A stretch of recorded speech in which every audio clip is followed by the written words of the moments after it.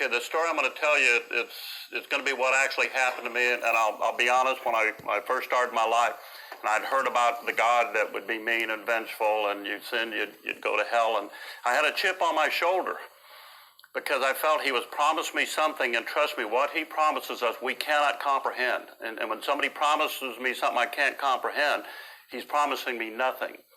And then he created me where I was weak, now given to temptation, so I'm thinking, what kind of God is this? It's in keeping with what I learned about him, that he promises you absolutely nothing, and he asks everything of you. And then after my experience, I found out he gives us everything and asks absolutely nothing of us. The gift is that profound. And what happened is we had a Huey shot up.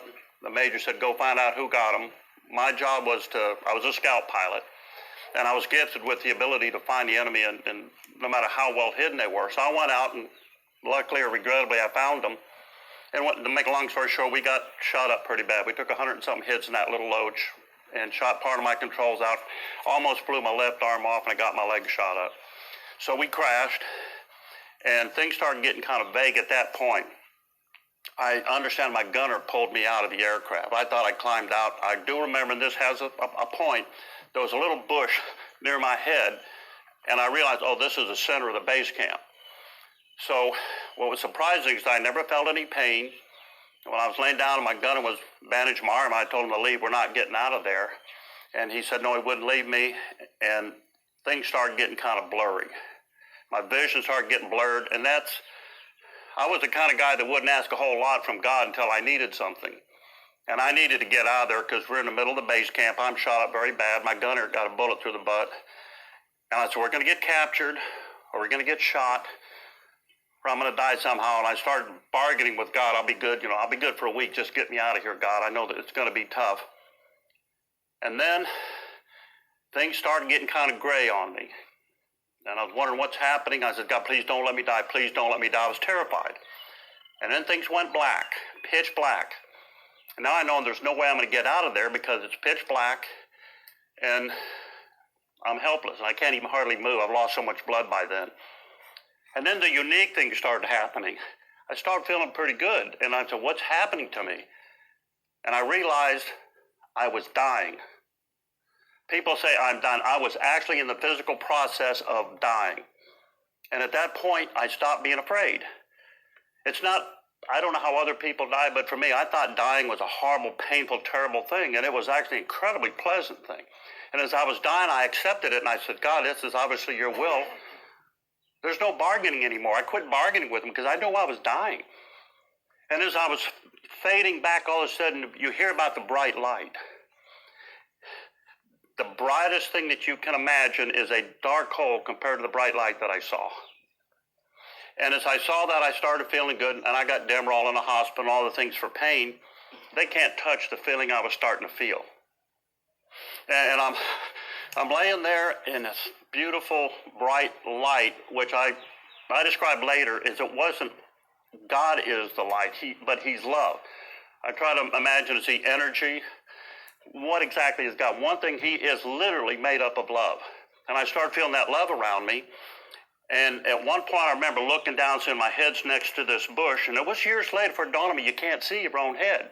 So at that point, I had that out-of-body experience, and all of a sudden, I went back into this little speck. And the light's getting brighter and brighter. I'm expanding out, and everything within this bubble was like my new life in heaven. And I expanded, I remember, into the roots, in the soil surrounding the roots of this little bush next to my head. And I could see every molecule of water and the nutrients and the cells inside the plant from the inside, the outside, the top, the bottom. And it was many, many years later I realized plants take the nutrients up through molecules. I saw that back in July 28th of 1970. And as I'm expanding out, I'm wondering what's going on, then I start feeling this presence. And it was God. And he let me know that he's now surrounding me, protecting me, and I'm expanding out. And now what words I tell you were words, he didn't speak to me. He made his thought known to me. Like I tell my friends, I'll say red. And all of a sudden, you'll see the color red in your head. Or I'll say apple, and you visualize an apple. So his thoughts were made known to me. And as I'm expanding out, he said to me, in my interpretation, he said, you will expand out into the cosmos and know all these things. We'll expand out into the cosmos. And I was given power that was immeasurably more powerful than I ever imagined God to be. And I was still cocky. I was still myself. I remember kind of puffing my chest up saying, I'm a super God. Not disrespect for God, but I'm a super God. We cannot comprehend what we're going to become. It's immeasurably more powerful than God is, that we think he is. As I'm getting kind of cocky, God made his thought known to me, and he gave me a vision. He's holding me in his hands like a premature infant. And this is what you are. And I was telling Brian, it's like I'm born again into heaven this time, but he saw me, and I felt his proudness like a parent feels a child when they're first born.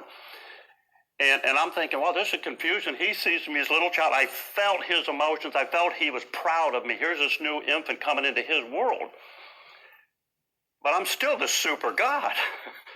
And then he smiled, and I felt him smile, and I felt his amusement. He said, even in this state that you were in as a super God, you cannot begin to comprehend what I am. We can't comprehend what we're going to be, and he's still infinitely more powerful and loving and caring than that. So that kind of put me back in my place. And I'm thinking, I'll be able to go anywhere. And then all of a sudden, he kind of backed away, and I'm thinking, I don't have a body. This is frightening. It started to frighten me. And I actually went like this, and I could feel my fingers in my hands. And I said, well, I can't see me, but I'm here. And then he said, you're to go out and be everywhere. So I kind of stepped out of my body, and it was like all of a sudden I could be anywhere in his creation at one time, and I could focus on whatever I wanted to focus on. Then I went back in my body. And I went back and forth a couple times. And all of a sudden, I started thinking, every time I went back in where I could feel like I'm in a body, it was horrible. It was so confining. I wanted to be out being free and out in the cosmos with God. As I'm experiencing all these things, the one that really surprised me was his love. And I'd say take a dictionary and take all the bad words out, regrets, sorrow, fear, embarrassment. They're not there. There is absolutely nothing in heaven that is bad. It's 100% pure love and happiness. All the things that I did in my past, you could remember them, but they were all forgiven. It's like, God, I made you that way for a reason which was not made known to me. And I'm feeling this love, and I tell people his love was so strong, I literally felt it. It's like being in the air when it's calm. You know the air is there, but you can't feel it. But then you soak in a warm bath, that warm water, you can feel that. God's love was so strong, I literally felt it. I felt his presence. And I knew I could be anywhere, and I'm 11, I was forgiven. And I thought, this isn't a mean, vengeful God. And I was even telling Brian, I remember the way I grew up, and they said the people cower, and they stand in the back of their church. I'm not worthy of being up front near God. Well, I had good, loving parents, and when I met my dad, we'd hug each other. I didn't cower up to my dad. Well, God doesn't want us to cower in front of him. He created us strictly to love. He has one need that I thought I felt. He needs to love. That's why he created all this stuff. He didn't create us so he could lord over us and dominate over us and make us feel inferior. He wants to love us. And I thought, that's not the God that I grew up knowing. I'm not going to be punished for making my mistakes. If I ask God to forgive me, he will. And another thing I saw, that he will not pull you kicking and screaming into heaven. If you don't want to go, he doesn't even know if it's known, but you're not coming. You have to want him to forgive you and ask him to forgive you, and he'll bring you, no matter how bad you've been, how horrible you've been, how ashamed of yourself you are, he forgives you if you just ask for him to forgive you, and he takes you into heaven. So I'm sitting there and I'm thinking, this is not what I thought it was going to be. Especially the dying part. I thought everybody, my family, my friends, my loved ones, I finished a tour in Vietnam, and I volunteered to go back. And it was on that extension where, this happened. I made it 2 months into my extension. And I saw a man, and I started praying. I said, Mom and Dad, I'm sorry that I came back. I made it through my first tour a little beat up, but not serious. And now I came back here, and I've hurt you because I was so selfish. I wanted to come back and experience this thing that I thought I was fighting for their freedom. And all of a sudden, God said, you're not ready. I said, yes, I'm ready. You can't be doing what you think you're doing. You're going to try to send me back? I won't go back. You can't show me this and let me feel this love and this no worries of any kind. As I will be alive for infinity, and now send me back in my body, and it's shot up and it's hurting in the middle of the jungles. I won't go back. And you put me back in my body, I'll make sure I die. I felt, like I said, you can feel his emotion. I felt his sternness. And he said to me, he wasn't angry, but he was stern. He's tough love. And he said, no, you cannot take this. Only I can give this to you. And if you ever try to take it, it will never be yours. And I remember, I don't usually talk like this. I'm not flowery and religious speaking. I said, Father, your will be done. And I went back, and the books say sometimes it's a tunnel of light. It's a tunnel of love. The light thing is, to me, in my opinion, is a misnomer. You're surrounded strictly by love, and the love is a bright light, so bright that I call it an incredible clearness, because the mind can't comprehend anything that bright. We're that limited. And as I'm going down this tunnel, the demons from hell were trying to grab my soul. And it's like, again, being at a zoo when you're behind a fence and you look at the horrible animals, they don't frighten you, you're curious. And I couldn't feel their pain and suffering, but I was made aware of their tremendous torment in hell. And they don't even have the luxury of knowing they've got your soul. I didn't see any bad souls, and it was just to cast out demons from that were in heaven, now in hell. And they were trying to get my soul, because they never know if they've got you. They have to fight constantly to get your soul, because they really don't ever have it. Because no matter how late it is in your life, I'm laid out there in the jungle dying. And all of a sudden I get religion. I says, God, forgive me, please, I'm sorry for everything I've done. And of course he forgave me. And I was sincere. It wasn't one of these false promises. So I'm going back down into my body. Then all of a sudden I'm back in it and I'm confused. I'm thinking, God, you take me back. No, God, don't take me back. Oh, then I'm back to where I was. God, I'm bargaining with, don't let me die.